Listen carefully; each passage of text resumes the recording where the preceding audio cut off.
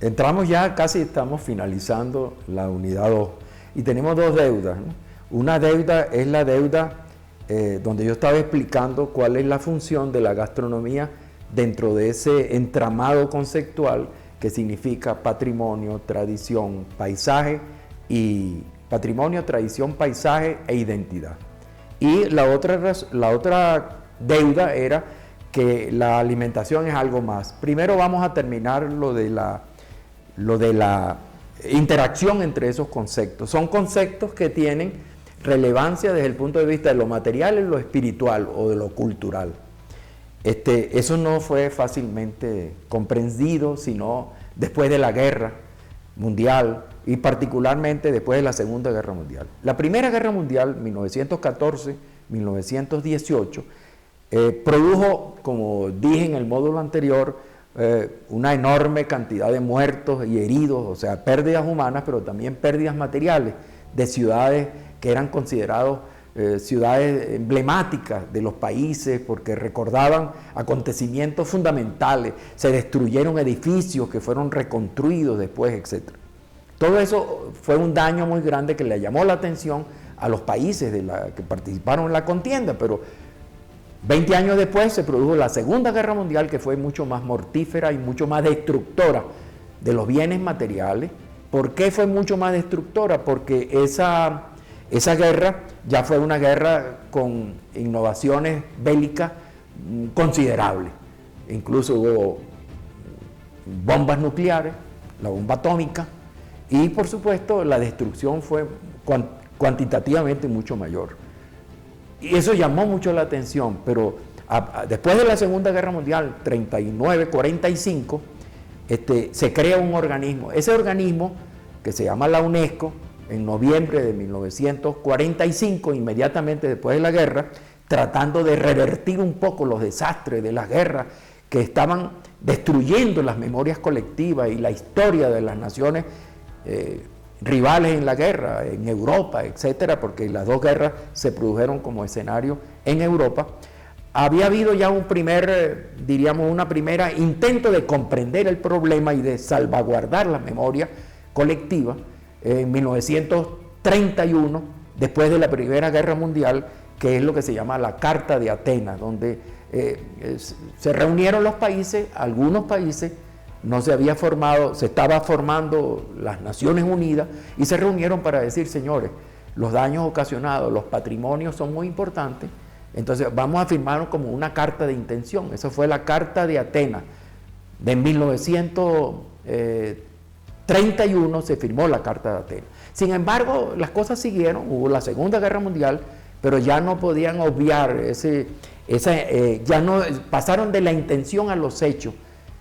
Y la UNESCO determina, se crea una organización y una gran reunión de salvaguarda de los patrimonios que firmó la carta que se llama la Carta de Venecia. La primera fue la Carta de Atenas en 1931 y ahora la Carta de Venecia en 1964, donde los países por primera vez dijeron lo que era un patrimonio o un bien patrimonial.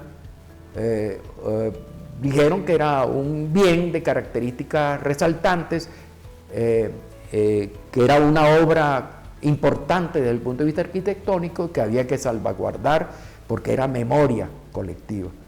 Fíjense bien ustedes que todavía en 1964 o en 1972 todavía los bienes culturales no son considerados dentro de lo que se puede llamar la lucha por salvaguardar el patrimonio. Solamente se salvaguarda el patrimonio material, las instituciones, los edificios, las ciudades emblemáticas, la arquitectura, los monumentos, pero no se salvaguarda los bienes intangibles. Y hubo que esperar hasta 1970 y tanto, cuando por primera vez dijeron, señores, hay otro tipo de bienes que son solamente bienes materiales y son bienes intangibles. Bueno, el turismo se mueve por bienes materiales y por bienes intangibles. Y es muy importante el bien intangible porque es la manera de penetrar en la esencia de la identidad, del patrimonio, de la cultura, de la tradición y del paisaje cultural, que son los términos que vinimos hablando nosotros en los módulos anteriores y que cualquiera de ustedes, oyentes, van a decir, bueno, ¿y por qué este profesor habla de cosas que no tienen relación con el turismo? Sí, tienen mucha relación con el turismo, porque hay un turismo que cada vez se perfecciona, un turismo que cada vez busca su esencia, y esa esencia se consigue cuando se abordan no solamente bienes materiales, sino también bienes inmateriales, intangibles, que son bienes de la cultura, son productos de la cultura. Nosotros, por supuesto, ya en 1990 había que desarrollar en 1990 había que desarrollar otro tipo de, diríamos, de consideración de salvaguarda, donde se introducen los bienes espirituales o los bienes culturales, etcétera, ¿no? En la década de 1970, ya la UNESCO no puede obviar el problema del bien o el patrimonio cultural. Entonces comienza cada vez a tomar acciones el patrimonio cultural que conllevan a un reconocimiento del patrimonio cultural como objeto de normativa, y las primeras declaraciones de bienes patrimoniales o las primeras declaraciones de patrimonio histórico a nivel mundial se comienzan a desarrollar, pero no tocan la cocina, no tocan todavía la gastronomía.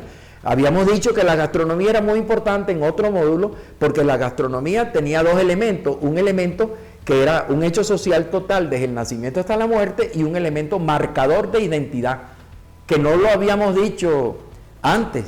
Es un elemento marcador de identidad, porque ustedes pueden viajar, o mejor dicho, ustedes pueden migrar de un país al otro. Ustedes migran y hasta pueden olvidar el idioma. Yo he conocido y he entrevistado a personas que han viajado, por ejemplo, alemanes que han viajado hace 40 años a Venezuela, y los he entrevistado y ellos me dicen que ya ellos hablan con dificultad el idioma alemán y que tienen que tener una permanencia en el país de ellos, en el país natal, de como 2 meses para volver a agarrar el idioma como ellos. Es decir, uno termina perdiendo el idioma, no dejando de hablar el idioma, sino perdiendo las palabras clave para expresarse dentro del idioma. O sea, mientras que en la alimentación eso no pasa. Nosotros siempre vamos a estar, diríamos, con la memoria relacionada con la alimentación. Esa memoria relacionada con la alimentación es lo que los especialistas llaman la memoria gustativa o memoria gastronómica. En el próximo módulo nosotros vamos a explicar qué es la memoria gustativa y cómo eso se conecta con el turismo gastronómico. Ese es el elemento fundamental, el elemento esencial, es el segundo elemento propio de la alimentación en su relación con el turismo. Primero es que la alimentación es vital.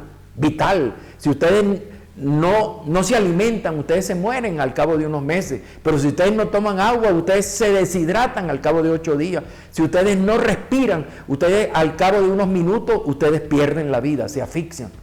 Fíjense bien ustedes que la alimentación, vamos a llamarlo alimentación en sentido general, desde la respiración hasta la alimentación, o sea, el proceso de digestión, catabolismo, metabolismo, ustedes ya no pueden sobrevivir.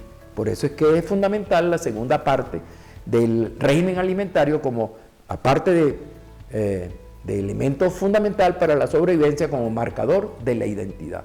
Nosotros somos, dijo Brillat Savarin, Joan Antelme Brillat Savarin, escritor, filósofo, escritor de Fisiología del Gusto, nosotros somos lo que comemos. Y si nosotros somos lo que comemos, somos.